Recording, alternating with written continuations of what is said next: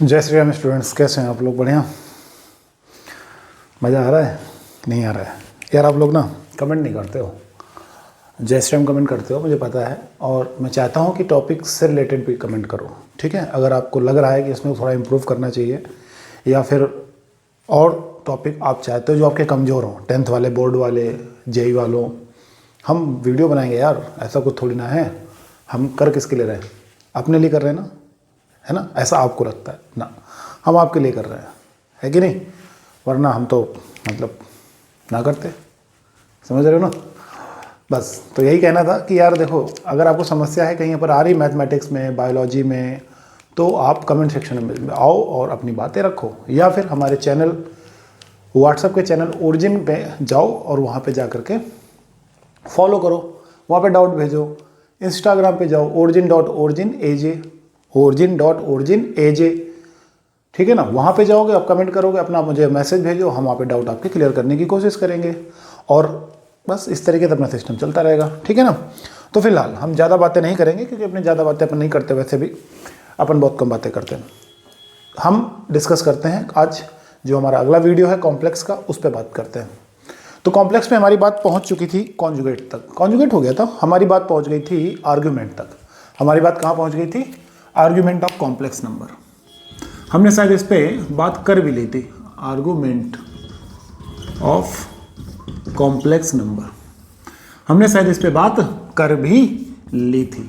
मुझे याद है कि आर्गूमेंट ऑफ कॉम्प्लेक्स नंबर पे हमने क्या बात की थी। बात हमारी कुछ इस प्रकार थी, बात हमारी जो थी कुछ इस प्रकार थी। ये कोई z है, x, y। अब ऑब्वियस सी बात है, जो हमारी अब्सिसा है उसके साथ ये कुछ ना कुछ एंगल बनाएगा, थीटा। और ये अगर मैं इस पे प्रोजेक्शन डालूं तो प्रोजेक्शन इसका नीचे की तरफ आएगा, जो कि हमेशा परपेंडिकुलर होता है। ये डिस्टेंस जो हमारी थी, अच्छा, इस डिस्टेंस को हमने r बोला है। क्या बोला है? r। मुझे पता है r equal to mod of z होता है, because this is abscissa x, this is a y। तो हम सबको पता है कि मॉड ऑफ जो z होता है वो अंडर रूट के अंदर x square plus y square होता है, यानी कि r is equal to under root के अंदर x square plus y square. तो ये जो मैटर होता है ये होता है r cos थीटा, और ये जो मैटर होता है ये होता है हमारा r sin थीटा। क्या होता है? r cos थीटा, और ये मैटर क्या होता है? r sin theta. क्लियर हो गई इतनी बात? ठीक। तो अगर हम यहाँ पे x को देखते हैं तो x इक्वल टू होता है r cos थीटा, और y इज इक्वल टू क्या होता है? r sin theta.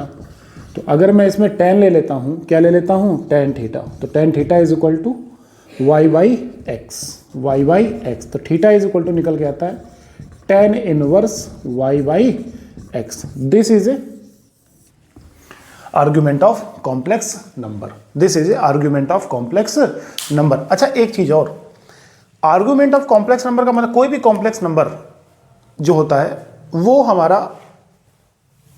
आर्गेंड प्लेन को फॉलो करता है। मतलब first quadrant, second quadrant, third quadrant and fourth quadrant. First quadrant plus plus, second quadrant minus plus, third quadrant minus minus, fourth quadrant plus minus.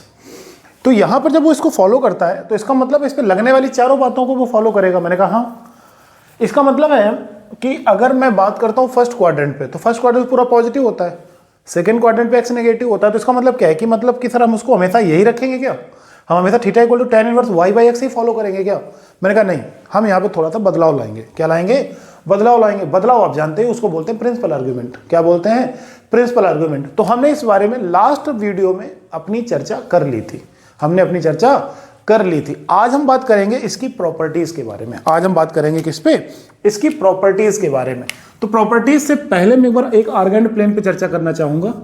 हमें पता है कि यहाँ पे z है, यहाँ पे क्या है? z है। हम सबको पता है कि z equal to x plus i y, z equal to x plus i y. अगर हम यहाँ पे देखें, फोर्थ क्वाड्रेंट पे देखें, तो फोर्थ क्वाड्रेंट पे जो आएगा वो आएगा y नेगेटिव, यानी कि z इज इक्वल टू आ जाएगा x माइनस आई वाई। लेकिन अगर मैं z बार लिख दूं तो भी तो गलत नहीं होगा, तो भी तो ये गलत नहीं होगा। बात क्लियर हो रही नहीं? क्लियर हो रही है? इसी तरीके से अगर मैं इसकी बात करता हूं तो यहां x नेगेटिव होगा और y कैसा होगा? पॉजिटिव। y कैसा होगा? पॉजिटिव। और अगर y पॉजिटिव होगा तो हम इसको अपनी नजरों से बोल पाएंगे माइनस z बार। हम क्या बोल पाएंगे, माइनस जेड बार। अब आप देख लो, जेड बार में माइनस से मल्टीप्लाई कर दो तो तुरंत वही आएगा। बोलो आएगा कि नहीं आएगा। तो इसका मतलब है कि जो फर्स्ट क्वाड्रेंट है वो जेड होता है, फोर्थ जो होता है वो जेड बार होता है, जो सेकेंड क्वाड्रेंट होता है वो माइनस जेड बार होता है। फोर्थ क्वाड्रेंट पे बात मत करो, क्योंकि वहां पे तो फिर मैटर ही पूरा अलग हो जाता है। हाँ, माइनस जेड बोल सकते हो, बिल्कुल बोल सकते हो, माइनस जेड आसानी से बोल सकते हो, कोई प्रॉब्लम नहीं होगी। समझ आया कि नहीं आया? एग्जैक्टली। तो यहां पर अगर हम थोड़ी सी बात करते हैं प्रॉपर्टीज की, किसकी बात करते हैं, properties of complex number, sorry argument. अगर हम बात करते हैं प्रॉपर्टी की, properties of CCN complex number, argument, properties of argument of Z. तो सबसे पहली प्रॉपर्टी की बात करेंगे, किसकी हम बात करेंगे, सबसे पहली प्रॉपर्टी की बात करेंगे।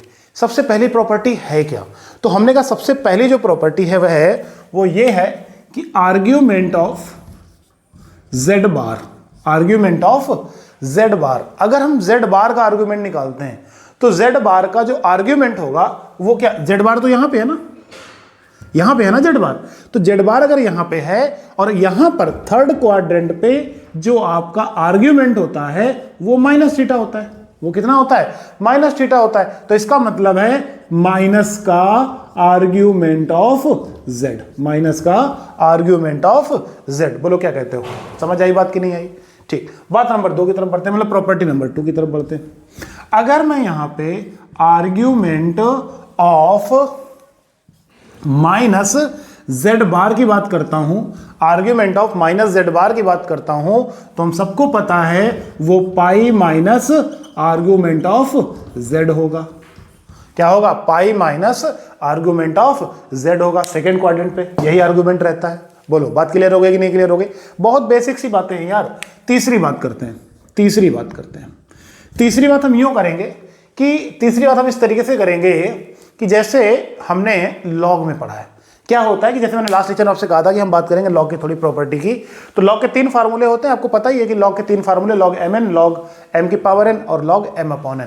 यहां पर जो बात हम करने वाले हैं वो थर्ड पॉइंट पे, यानी कि जो कॉम्प्लेक्स नंबर होता है वो फॉलो करता है, किसको फॉलो करता है, लॉग के रूल को फॉलो करता है। किस तरीके से, अगर मैं यहां बोलूंगा आपसे कि भाई साहब आर्गूमेंट ऑफ z1 z2 का मल्टीप्लाई अगर है तो हम इसको लिख सकते हैं argument of z1 plus argument of z2, argument of z2। Similarly अगर मैं बात करता हूं argument of z1 upon z2 की, तो ये हो जाएगा argument of z1 minus argument of z2।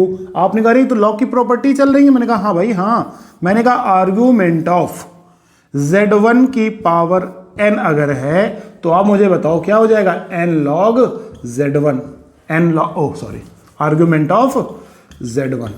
बोलो क्लियर हो गई इतनी बात? चलो, आर्ग्यूमेंट ऑफ iz, अगर हम बात करते हैं आर्ग्यूमेंट ऑफ iz की बात करते हैं तो मेरे भाई आर्ग्यू, इसको हम क्या लिख सकते हैं, argument of i plus argument of z। अबे क्या लिख रहा हूं बार बार मैं भी, आर्ग्यूमेंट ऑफ z। मेरे भाई थोड़ी सी ध्यान देना, यहां पर इस प्रॉपर्टी पे थोड़ा हम रुकेंगे। अगर हम यहां पे आर्ग्यूमेंट ऑफ i की बात करते हैं तो i का आर्ग्यूमेंट क्या होता है, अगर हम यहां पर i के आर्ग्यूमेंट की बात करते हैं तो i का आर्ग्यूमेंट क्या होता है, कोई बताएगा? अगर हमारे पास z इक्वल टू i है तो इसका आर्ग्यूमेंट क्या होगा, हमें पता है कि आर्ग्यूमेंट का मतलब है, हम इसको लिख सकते हैं 0 प्लस i। अच्छा, x0 y1, x0 होते ही y upon something, sorry something upon 0 क्या बना देगा, अनडिफाइंड बना देगा, यानी कि ये आ जाएगा π/2। ये कितना आ जाएगा, π/2। तो किसी बच्चे ने कहा कि सर बिल्कुल आपने सही पकड़ रखा है। मैंने कहा क्या? आपने कहा कि बेटा जी ये हो जाएगा π/2 plus argument of z, argument of z। Property number अगली बात कर लेते हैं, यही भी बात करते हैं, ठीक है। प्रॉपर्टी जो हमारी अगली है, अगली प्रॉपर्टी हमारी आएगी प्रॉपर्टी नंबर 7, ठीक है ना, प्रॉपर्टी नंबर 7। अगर हम 7 की बात करते हैं तो आर्ग्यूमेंट ऑफ माइनस iz,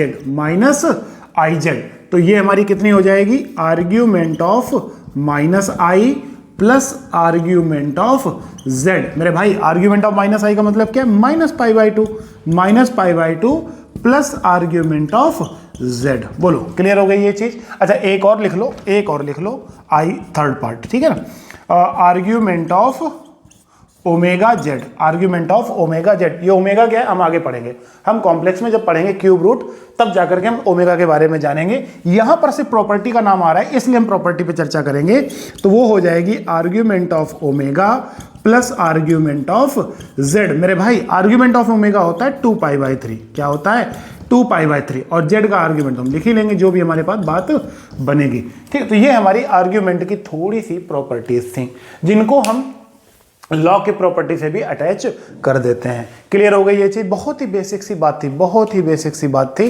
तो उम्मीद है कि समझ आ गया होगा और यहां पर कोई प्रॉब्लम नहीं होगी। अच्छा साथ ही साथ हमने इसको पढ़ लिया है तो हम साथ ही साथ polar form of complex number भी क्लियर कर देते हैं, फिर हम इसके क्वेश्चंस पे आते हैं। अगर हम यहाँ पे पोलर फॉर्म ऑफ कॉम्प्लेक्स की बात करते हैं, ग्रीन मार्कर से करते हैं, ठीक है ना। Polar form, polar form, polar form का मतलब क्या है? पोलर फॉर्म का बहुत ही बेसिक सा मतलब है कि देखो मैथमेटिक्स जो होती है हमारी वो 3 पार्ट में होती है, कार्टेशियन, पोलर और पैरामेट्रिक। कार्टेशियन 10 तक हम जो पढ़ते चले आए हैं, this is all thing is Cartesian, यानी कि ये जो सिस्टम बना हुआ है कोऑर्डिनेट सिस्टम, इसको बोलते हैं कार्टेशियन। यानी एक्स वाई में जो चीजें हम पढ़ते हैं उसको बोलते हैं कार्टेशियन। लेकिन जैसे जैसे हम साइन कॉस की तरफ बढ़ते हैं, ट्रिग्नोमेट्री की तरफ बढ़ते जाते हैं, आर और थीटा आ जाता है, तो वहां हम बोलते हैं उसको पोलर। क्या बोलते हैं? पोलर। थर्ड पॉइंट हमारे पास क्या आता है? पैरामेट्रिक। पैरामेट्रिक जब हम डिफरेंशिएशन पे बात करेंगे या फिर और आगे बात करेंगे तो उसको पैरामेट्रिक बोलेंगे। अभी समय कम है तो मैं इस बारे में ज्यादा चर्चा नहीं करेंगे, ठीक है ना। पोलर फॉर्म की बात करते हैं। अगर हम इस सिस्टम को देखते हैं तो थीटा इक्वल टू में निकल ही आया tan इनवर्स y/x, लेकिन इसको थोड़ी देर के लिए अब आप ब्लर कर दो। ब्लर इट मीन्स अब जरा फोकस करो इन दोनों पे। किसके फोकस करो? इन दोनों पे फोकस करो। x equal to r cos theta, y is equal to r sine theta. Sir r क्या है? मैंने कहा r है बालक, ये आपके सामने लिखा हुआ है, r है ये, r is equal to x square plus Y square, because हम यहाँ पे पाइथागोरस थ्योरम भी तो लगा सकते हैं, दिस का स्क्वायर प्लस दिस का square equal to r square, r is equal to under root के अंदर x square plus Y square. तो बेसिकली बात हमारे यहाँ पर अगर हम पोलर फॉर्म की बात कर रहे हैं तो पोलर फॉर्म में एग्जैक्टली हमारे पास दो बातें निकल के आती हैं कि हमें पता है कि z equal to x plus i y होता है। z equal to x plus i y का मतलब है कोई भी कॉम्प्लेक्स नंबर है, हमें पता है कि z इक्वल टू एक्स की जगह पे मैं r cos थीटा डाल सकता हूं, y की जगह पे r sin थीटा लिख सकता हूं।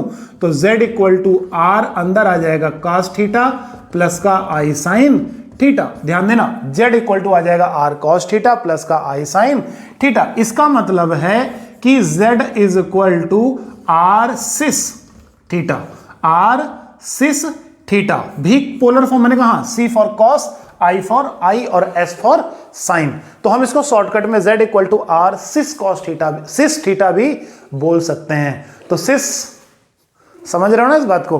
बहुत ही बेसिक सी बात मैंने की, इसको पोलर फॉर्म बोलते हैं। R इक्वल टू ये, जब हम किसी भी कॉम्प्लेक्स को इस फॉर्म में कन्वर्ट कर देंगे तो वो चीज हो जाएगी polar form. Cos always be real part because it's a part of x axis and y always be imaginary part because y is always portion of in complex number is imaginary. So now it is very clearly कि z is equal to r cos theta plus I sin theta is always called for complex a polar form. Now introduce to r. What is r? तो if I will say r is equal to under root के अंदर x square plus Y square, तो now it is clear r is equal to under root के अंदर x square plus Y square. तो हमें किसी भी कॉम्प्लेक्स को पोलर फॉर्म में कन्वर्ट करने के लिए अपने को दो चीजें लगेंगी, एक तो लगेगा हमारे पास r और दूसरा लगेगा थीटा। थीटा निकालने के लिए हमारे पास आर्ग्यूमेंट है, थीटा निकालने के लिए हमारे पास क्या है? आर्ग्यूमेंट है। उम्मीद है कि ये चीज आपको वेरी क्लियर हो गई होगी। खैर पोलर फॉर्म में हम बाद में जाएंगे, सबसे पहले हम कॉम्प्लेक्स फॉर्म में ही, सॉरी इसमें आर्ग्यूमेंट फॉर्म में ही 2-3 एग्जांपल्स देखते हैं। तो इसको हम थोड़ा बाय करेंगे और 2-4 एग्जांपल्स उठाएंगे। प्रॉपर्टीज आप देख लीजिए, ज्यादा कोई इतना वो है नहीं, जल्दी जल्दी बातें करेंगे और अपने लेक्चर को समाप्त करेंगे।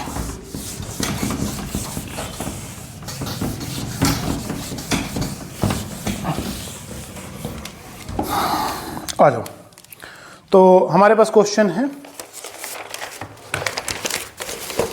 क्वेश्चन हमारे पास सिंपल सा क्वेश्चन है। कह रहा है, पहला क्वेश्चन है, कह रहा है ARG of Z1 is equal to θ1, ARG of Z2, समझ जाओगे ना argument, argument of Z2 equal to θ2 argument of Z3 is equal to θ3। हमें निकालना है find argument of Z1 Z2 बार और divide by Z3। Question number 2 की बात कर लेते हैं। Argument of 1 plus i root 3, ठीक है, और साथ में है सिस थीटा, साथ में है सिस थीटा। ओके, चलो आओ जरा इन 2 क्वेश्चंस पे बात करते हैं, फिर हम बात करेंगे अगले क्वेश्चंस पे, ठीक है। तो बेसिकली बहुत ही सिंपल सा क्वेश्चन है। अपने को अगर argument of Z1 into Z2 upon Z3 की वैल्यू बतानी है। वो दिन चले गए जब हम इनको मल्टीप्लाई करते थे, मल्टीप्लाई करने के बाद डिनोमिनेटर के आई को हटाते थे। अभी हमारे पास प्रॉपर्टीज हैं, अभी हमारे पास क्या है, प्रॉपर्टीज हैं। और अगर हमारे पास अभी प्रॉपर्टीज हैं तो हम उन पे बहुत अच्छे से काम कर सकते हैं। मैंने आपसे कहा कि लॉग की प्रॉपर्टी यूज कर सकते हैं, बिकॉज कॉम्प्लेक्स नंबर में जो आर्ग्यूमेंट होता है वो लॉग की बात को सेटिस्फाइड करता है। इसका मतलब है कि हम इसको लिख सकते हैं argument of Z1 Z2 bar minus argument of Z3। मैंने कहा बिल्कुल लिख सकते हो छोटे। अब इसका मतलब है मैं इसको लिख सकता हूं argument of Z1 plus argument of Z2 bar minus argument of Z3। अब आर्ग्यूमेंट ऑफ Z1 की बात करते हैं तो Z1 का आर्ग्यूमेंट हमें क्या दिया गया है, θ1। Z2 का आर्ग्यूमेंट θ2 दिया गया, बट बार लगा हुआ है तो बार लगते ही याद करो कुछ अभी मैंने पीछे बताया था, कहां जाएगा, 4th क्वाड्रेंट पे जाएगा, वहां पे आएगा माइनस θ2, और यहां ऑलरेडी θ3 है तो माइनस का θ3। तो this is your answer. Clear हो गई ये चीज, बहुत ही बेसिक सी बात थी। आइए बात करते हैं नेक्स्ट क्वेश्चन की, argument of this into this into this. अब मैंने क्या कहा कि आर्ग्यूमेंट फॉलो करता है, यानी हम इसको लिख सकते हैं argument of 1 plus i plus लिख सकते हैं argument of 1 plus i root 3। हम इसको लिख सकते हैं, हम डायरेक्ट थीटा लिख दें क्योंकि हमें पता ही उसका आर्ग्यूमेंट तो थीटा है ही। क्लियर है इतना? चलो इन दोनों की बात करते हैं। Argument of 1 plus i, argument of 1 plus i, हमें पता है कि ये दोनों फर्स्ट क्वाड्रेंट पे, फर्स्ट क्वाड्रेंट पे जो आर्ग्यूमेंट होता है, हमें सबको पता है कि फर्स्ट क्वाड्रेंट पे जो आर्ग्यूमेंट होता है वो tan inverse y by x होता है। y की वैल्यू 1 और x की वैल्यू 1, यानी ये आ जाएगा tan inverse y by x, और ये आ जाएगा tan inverse y by x. वो थोड़ा सा यहाँ पे लिख दिया मैंने, लिखना तो मैं कुछ और चाहता था, या फिर मैं एक काम करता हूँ इसको हटा देता हूँ, बात करता हूँ सीधा सीधा। यहां पे लिखूंगा मैं इसको tan inverse y by x, और यहां पे लिखूंगा tan inverse y by x, और यहां पे थीटा। मेरे भाई tan इनवर्स 1 का मतलब पाई बाई 4, ये आ जाएगा pi by 4। tan inverse root 3 मतलब 60, तो ये कितना आ जाएगा पाई बाई 3 और प्लस का थीटा। तो ये हो जाएगा आपका आर्ग्यूमेंट ऑफ दिस क्वेश्चन। इस क्लियर सभी को? बहुत ही बेसिक सी बातें, बहुत ही बेसिक सी बातें हैं, कोई इसमें हौच पौच नहीं है। आराम से हम प्रॉपर्टीज को यूज करके हम इनको सॉल्व कर सकते हैं, वैल्यूज निकाल सकते हैं। तो उम्मीद है कि आर्ग्यूमेंट में और पोलर फॉर्म में भी हमने थोड़ी सी बात की हुई है। नेक्स्ट लेक्चर में जब हम मिलेंगे तो हम कुछ क्वेश्चंस पोलर फॉर्म के करेंगे, कुछ क्वेश्चंस हम अच्छे क्वेश्चंस आर्ग्यूमेंट के करेंगे, और अच्छे क्वेश्चंस हम पोलर फॉर्म के भी करेंगे। पोलर फॉर्म में खैर इतने हार्ड क्वेश्चन नहीं बनते क्योंकि वो हमें केवल कन्वर्ट करना रहता है, कन्वर्ट करने के बाद हम उसको थोड़ा शॉर्ट कर देते हैं, बस बाकी कुछ नहीं है। Z equal to r cos theta plus का आई साइन थीटा, जिसको शॉर्टकट में कह सकते हैं Z equal to r cis theta. आप याद कीजिए आज प्रॉपर्टी ऑफ आर्ग्यूमेंट। तो कैसा लगा वीडियो कमेंट सेक्शन में जाइए और कमेंट कीजिए गाइस। अगर हमारे आप नए व्यूअर्स हैं तो चैनल को सब्सक्राइब करके जरूर जाइएगा, और चैनल की लिंक को उठा करके आप अपने व्हाट्सएप स्टेटस और इंस्टाग्राम में जरूर से जरूर लगाएं। अच्छा लगता है हमारा चैनल जब ग्रो करता है, यानी आपकी ओरिजिन क्लास ग्रो करती है कि नहीं? तो मिलते हैं जल्द ही एक नए वीडियो के साथ में। और गाइस एक बहुत जल्दी एक ब्लॉग आएगा जिसके माध्यम से हम आपको एक गुड न्यूज सुनाएंगे, और वो गुड न्यूज मतलब समझ सकते हो आपकी क्या होने वाली है। हमसे जुड़े हुए स्टूडेंट सारे जानते हैं वो गुड न्यूज क्या होगी, लेकिन बहुत ही खतरनाक होगी, ठीक है ना? तो मिलते हैं नेक्स्ट लेक्चर में, तब तक के लिए tata bye bye, thank you so much, जय श्री राम।